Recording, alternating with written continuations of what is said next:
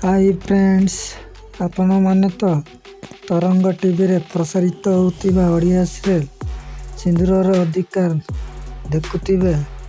ଆଜି ଦେଖିବା ଇତି ଆଉ ଆରବର ଗୁମର କଥା ଖୋଲୁଛି ନା ନାହିଁ।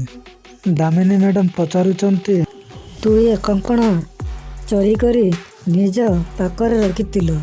ମୁଁ କେତେ ଶ୍ରଦ୍ଧାର ସହିତ ମୋ ଝିଅକୁ ରାକ୍ଷୀ ବନ୍ଧନରେ ଦେବା ପାଇଁ ଆଣିଥିଲି।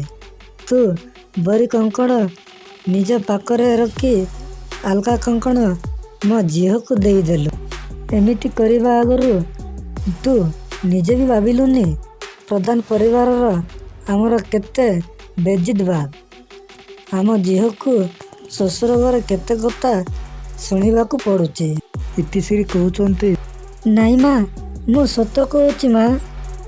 ଡାଡ୍, ମୁଁ କଙ୍କଣ ଲୁଚେଇନି ଡାଡ୍, ମୋତେ ବିଶ୍ୱାସ କର।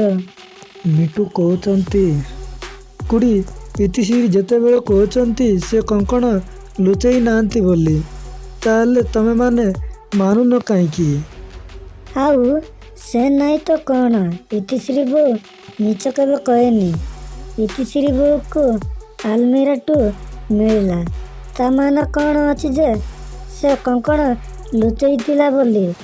ରିଙ୍କୁ, ତୁ ନ କହିକି ଚୁପଚାପ ହୋଇ ଛିଡ଼ା ହୋଇ ରହିଛୁ କାହିଁକି? ଆରବ କହୁଛନ୍ତି, ଡାଡ୍ କ'ଣ କହିବ ପିଉସୀ ମା?